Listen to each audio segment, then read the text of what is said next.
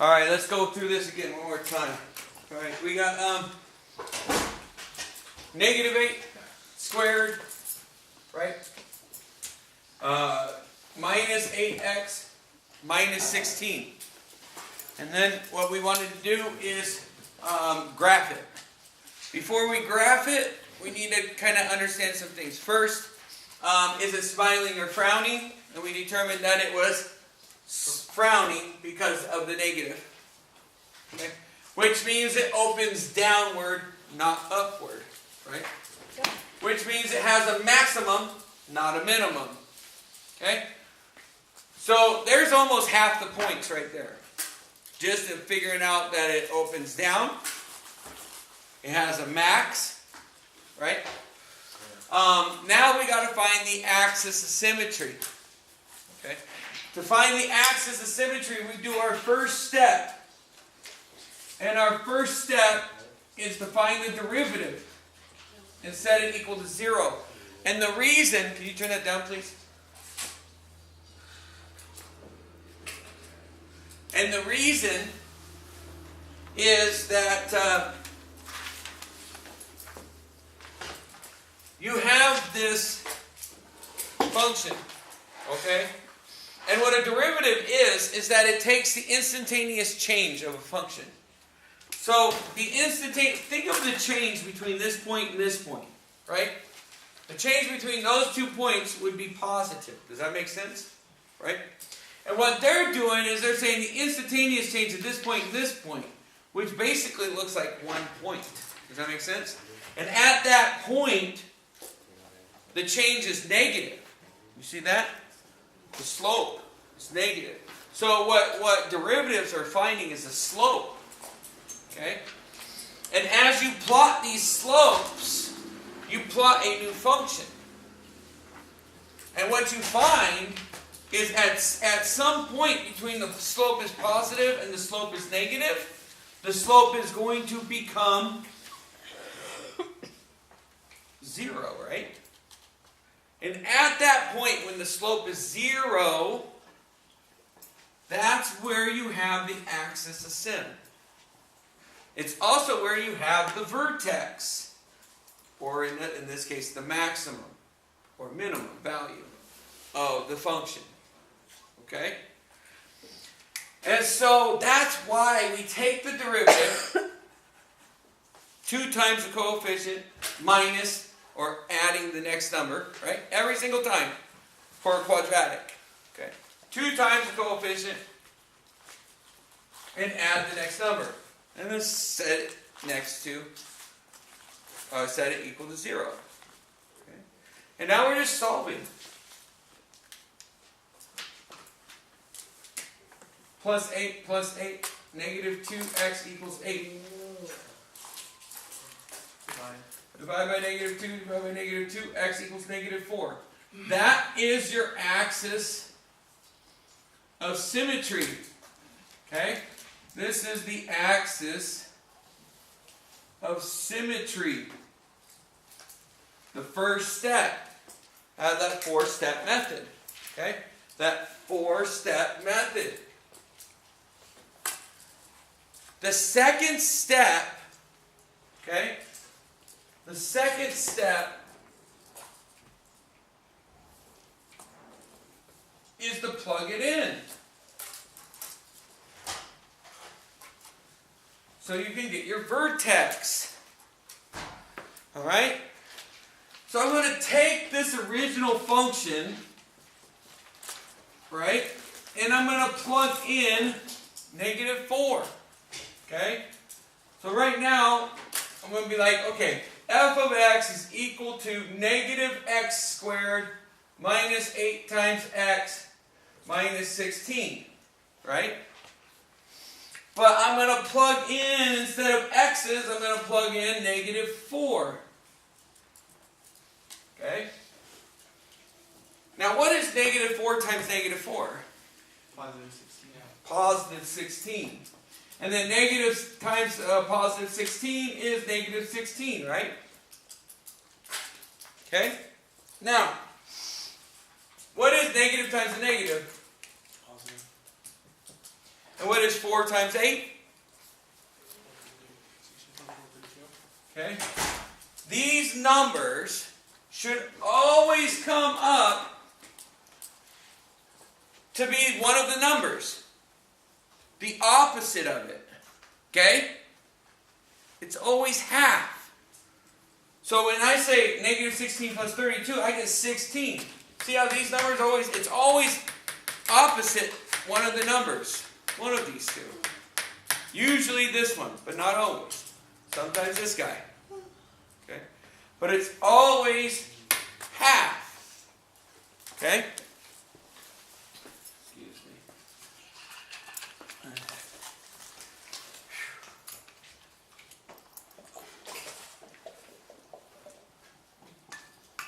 Is it hot in here? No? I'm hot. Okay. Now I'm going to subtract this 16 from it. And what do I get? 16 minus 16. Okay.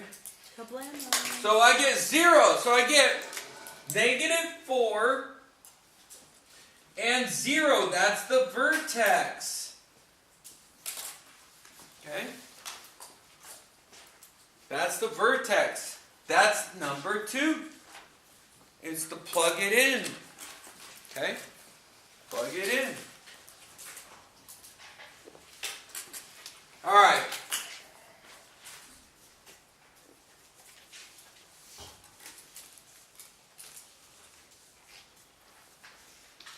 Now, we know it opens up. Opens down. No, sorry, down. Thank you. We know it opens down. And we know it's a maximum. Okay? That's basically what I just erased.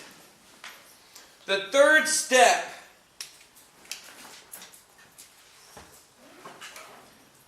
is to find the y-intercept.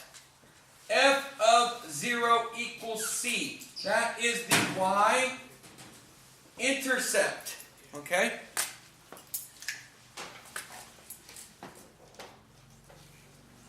So, when I go f of 0 is equal to negative 16, that means 0, negative 16 is my y-intercept. And it is always equals to c. Where you have, this is A, B, and C. Okay?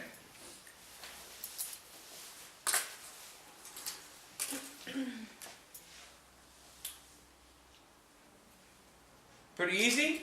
Yeah. Because C squared, or 0 squared is 0, and 8 times 0 is 0, and 0 plus 0 is 0. So it's always going to be that last number, whatever that last number is. Okay? Alright, the fourth step. I have black. Somebody laying around with the pens.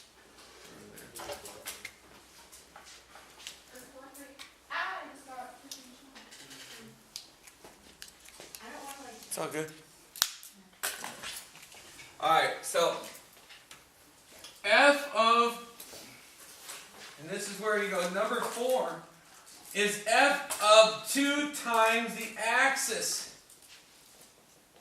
Okay? 2 times whatever the axis is. Because no matter what, right? If this is the axis, it doesn't matter where this thing is, it's always, right, going to be twice that far.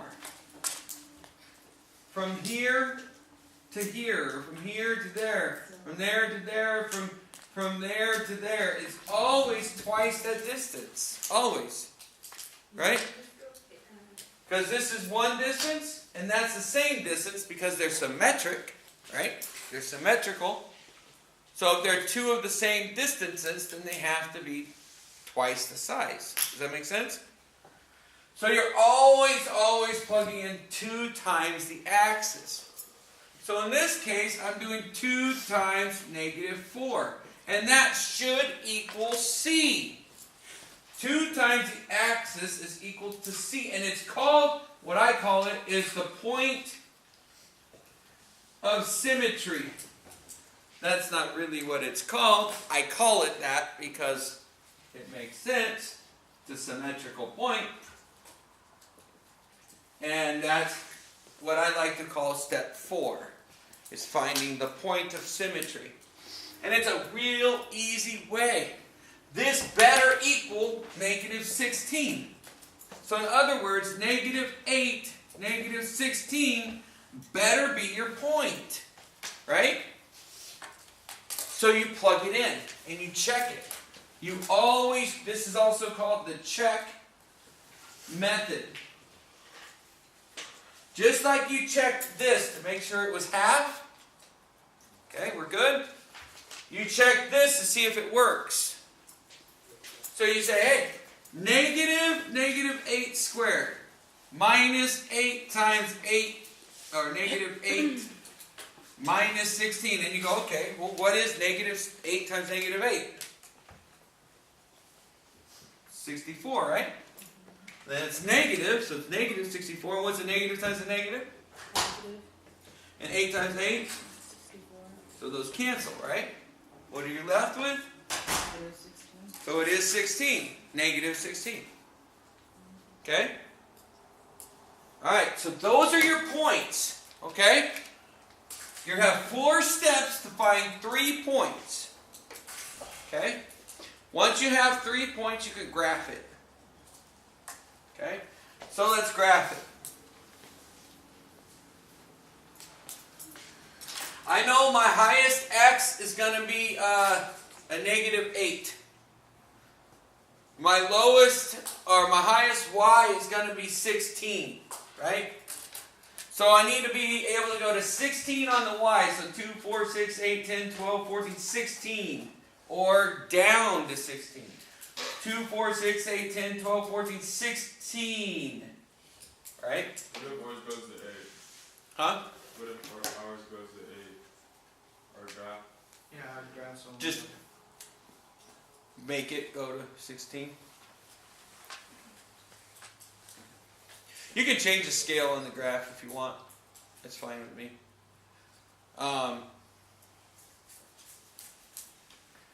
The way they want you to do it is plug in numbers. Right? So you were supposed to find the axis and then to plug the number in and figure it out, and then plug the number in on the other side of it and figure it out. But I like to do it a little differently than the way the book shows it. So that's why sometimes it's not going to fit on their graph all the time. So you might have to change their graph. Or just graph further down. It's fine. And then we go to -4. So I go 1, 2, 3, 4. Notice that it doesn't matter to me that the scale is the same. Notice this one goes by 2s and this one goes by 1s, right? I don't care as long as I have it labeled. Okay? So it's still good. Alright, good. So now I'm going to graph. Graph your vertex in blue. -4 and 0. -4 and 0. Okay?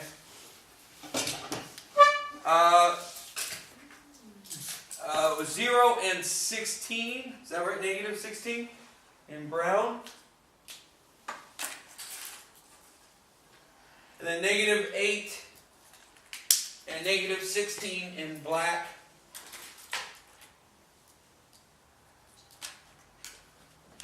And then graph it, I guess, in green.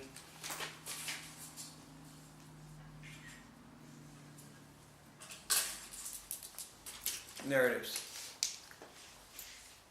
Okay? And that's the 4-step method we learned last year.